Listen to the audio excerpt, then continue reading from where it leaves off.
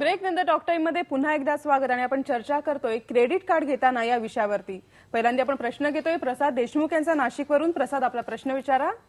Hello sir, madam मला असा प्रश्न विचारायचा आहे की आपलं जर क्रेडिट कार्ड हरवलं तर आपण काय करायचं? क्रेडिट कार्ड हरवलं तर इमिजिएट ॲक्शन म्हणजे तुम्ही कॉल सेंटरला फोन करून तुमचा क्रेडिट कार्ड हरवलेला आहे असं सांगावं लागतं त्यांना। त्यांच्याकडून जो कंप्लेंट नंबर आहे तो लगेच घ्यावा लागतो। तो कंप्लेंट नंबर नोंद करून ठेवायचा। किती वाजता कंप्लेंट तुम्ही केलेली आहे ते महत्त्वाचं, आणि पोलीस कंप्लेंट पण करायची एक लगेच की माझं कार्ड हरवलेलं आहे। पण मग ह्याच्यात लगेच त्वरित तिकडनं उपाय होतात हो, की ब्लॉक केलं जातं? मॅक्झिमम म्हणजे 99% लगेच ब्लॉक केलं जातं। त्यामुळे पुढचे गैरफायदे म्हणजे पुढचं नुकसान मला वाटतं वाचत असेल, कारण Exactly, त्याच्यामुळे कोणी खरेदी करून काही कशी खरेदी करू शकतं आणि पुन्हा बिल आपल्या नावावर येऊ शकतं। आपल्या नावाने येऊ शकतं। पण या व्यतिरिक्त असे अनेक म्हणजे असे अनेक गोष्टी घडत असतील क्रेडिट कार्ड बद्दल, की म्हणजे आता हरवणं ही तर गोष्ट झालीच, पण त्या व्यतिरिक्त अनेक फ्रॉड्स होत असतील, काही अशा बऱ्याच वेळा काय होतं, दुकानात आपण खरेदी करतो, बऱ्याच खरेदी करतो, क्रेडिट कार्ड कॅशियरकडे देतो किंवा हॉटेलमध्ये बसल्यावर क्रेडिट कार्ड वेटरकडे देतो।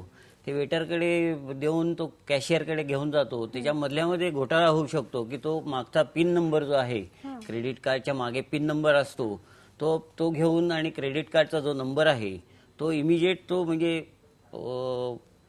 घेऊन तो फ्रॉड करू शकतो। ओके, म्हणजे नंतर तो सेम नंबर यूज करून तो फ्रॉड होऊ शकतो। अशा केसेस झालेल्या आहेत आमच्याकडे आणि म्हणजे आम्ही सोडवलेल्या पण आहेत अशा केस। पण मग ह्याच्यात काय पर्याय असतो, म्हणजे ह्याच्यात पुढे उपाय काय करायचा अशा वेळेला? कारण असं अनेकदा होतं की आपण हॉटेलमध्ये गेलो, बिल आलेलं आहे, आपण टेबलवरती बिल पे करत असू, तर आपण कार्ड बिल चेक करायचं आणि माणूस कसा आहे म्हणजे ज्याच्या हातात आपण कार्ड देतोय त्याचं म्हणजे जनरली लक्षात ठेवायचं की तो विश्वास तर पाहिजेच प्रत्येकावर। जनरली बऱ्याच ठिकाणी पण अशा घटना घडलेल्या आहेत की क्रेडिट कार्ड घेऊन तो पिन नंबर घेऊन त्याच पिन नंबरवर अजून खरेदी केलेली आहे अशी। तर मग अशा वेळेला तुमच्याकडून काय मदत झाली? आम्ही कंप्लेंट करायला सांगतो, ग्राहकांना सांगतो आम्ही कंप्लेंट करा। आधी कंप्लेंट केल्यावर बँकेने नाही ऐकलं तर आम्ही दाखवून देतो की आम्ही खरेदी जी केलेली आहे ती एवढीच केलेली आहे, ह्याच्या व्यतिरिक्त जी झालेली आहे सही मॅच होत नाही आहे किंवा काहीतरी त्यात तोडगा असतोच, म्हणजे काहीतरी काहीतरी मला वाटतं गाफील झालेलं गुन्हेगार काहीतरी करताना सोडतच असेल त्याच्यामुळे। बरोबर आहे। पण मग या व्यतिरिक्त अशा काही गोष्टी घडतात? आता समजा बऱ्याच वेळा बिल भरलेलं असतं पण ते तरी सुद्धा तिकडनं फोन येत राहतात कॉल सेंटर करून, किंवा हे जे माणसं जी रिकव्हरी एजंट्स जे नेमलेले आहेत त्यांच्याकडून बऱ्याच वेळा लोकांना फोन येतात की लवकर भरा नाही तर आम्ही घरी येऊन बसू, किंवा काही दादागिरी करतात, शिव्या देतात। अशावेळी त्याचं नाव घ्यायचं, जो फोन करतोय त्याचं नाव घेऊन पोलीस कंप्लेंट तुम्ही करू शकता। अशावेळी ती जास्त म्हणजे चांगली स्टेप आहे ह्याच्यावरून, म्हणजे कारण बऱ्याच आमच्याकडे कंप्लेंट येतात की लोकांना दमदाटी करतात, लवकर भरा नाही तर आम्ही घरी येऊन बसू किंवा आम्ही हे करू ते करू, शिव्यागाळी करतात। त्यामुळे त्यांचं नाव घेऊन पोलीस कंप्लेंट करावी। नक्कीच। आपण पुढचा प्रश्न घेतोय शाजी यांचा ठाण्यावरून। आपला प्रश्न विचारा शाजी। हॅलो, हा नमस्कार। माझा मिनी एक क्रेडिट कार्ड घेतला होता। जेव्हा घेतला होता त्याचा क्रेडिट लिमिट होता 30,000। बरं, हा नंतर 6 महिने नंतर त्याचा लिमिट कमी केला, त्यांनी केलं 20,000। आता त्याचा लिमिट आहे 10,000। तुम्ही सांगू शकता का असं लिमिट ते कमी करतोय त्याचा काही उपाय आहे का? उपाय म्हणजे तुम्ही बँकेला लिहू शकता की क्रेडिट माझं वाढवा। तुम्ही वापरत नसला समजा क्रेडिट कार्ड तर ते क्रेडिट कमी करू शकतात। जर तुमचा वापर जास्त असला तर माझ्या मते ते 20,000चं 30, 40, 50,000 पण करतात न विचारता। म्हणजे क्रेडिट लिमिट जे आहे ते वाढवतात, तसं त्याप्रमाणे कमी पण करू शकतात ते। तुम्ही बँकेला पत्र लिहून तुम्ही ते वाढवू शकता, क्रेडिट लिमिट वाढवू शकता।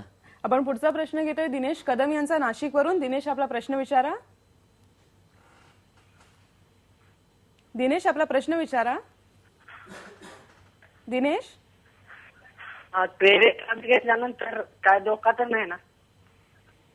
क्रेडिट कार्ड ना घेतल्यानंतर काही धोका तर नाही ना? नाही नाही, धोका अजिबात नाही. फक्त तुम्ही बघायचं की ड्यू डेटला पेमेंट तुमचं झालं पाहिजे. जे काही तुम्ही परचेसिंग करता त्याचं पेमेंट ड्यू डेट पर्यंत होणं महत्वाचं आहे. नंतर मग तुम्हाला इंटरेस्ट लागेल. उलट तुम्हाला पैसे घेऊन जायची जरूर नाही, म्हणजे कॅश इकडे तिकडे वावरायची जरूर नाही. ते क्रेडिट कार्ड असलेलं नक्कीच चांगलं नाही तर असतं. योग्य वापर आपण केला योग्य तर वापर ते केला क्रेडिट तर कार्डही खूपच व्यवस्थित चांगलं आहे. आपल्याला खूपच चांगलं आहे, चांगलंच ठरेल, प्रश्नच नाही. उपयोगीच हो. ठरेल. पुढचा प्रश्न घेतोय प्रीतम जवाजीवार यांचा पुण्यावरून. प्रीतम, आपला प्रश्न विचारा. हॅलो. हा प्रीतम. मी क्रेडिट कार्ड जवळपास 10 वर्ष झाले वापरतोय. 1-1.5 वर्ष झालं सिटी बँकेचं क्रेडिट कार्ड मी वापरतो. तर त्यांनी मला लेट पेमेंट ही जवळपास 42,000 रुपये आतापर्यंत लावलेली आहे. मी माझं लोन घेतलं होतं, EMI होता 7,100 रुपीजचा. तर मी जवळपास प्रत्येक EMI ऑन डेट त्यांच्या कलेक्शन एजन्सीचा माणूस येऊन माझ्याकडनं चेक घेऊन जात होता. तरी सुद्धा त्यांनी लेट पेमेंट 600, 700 आणि अशा प्रकारे लावलेला आहे. तर मी फार आता प्रॉब्लेम मध्ये, म्हणजे 42,000 रुपये कुठून भरायचे हेच कळत नाहीये आता. तर प्लीज काहीतरी मार्गदर्शन करा. तुम्ही जेव्हा EMI घेतलं तेव्हा बँकेला तुम्ही सांगायला पाहिजे होतं की इंटरेस्ट रेट जो आहे तो कमी करा म्हणून. कारण EMI जरी घेतला तरी तुमचं पेमेंट पुढे ड्यू पेमेंटच राहतं. त्यामुळे त्या ड्यू पेमेंटवर तुम्ही इंटरेस्ट द्यावंच लागतं तुम्हाला. ओके. टॉक टाइम मध्ये आपण अजूनही बोलणार आहोत, अजूनही चर्चा करणार आहोत, पण आता घेणार आहोत एक ब्रेक. पहा फक्त IBN लोकमत.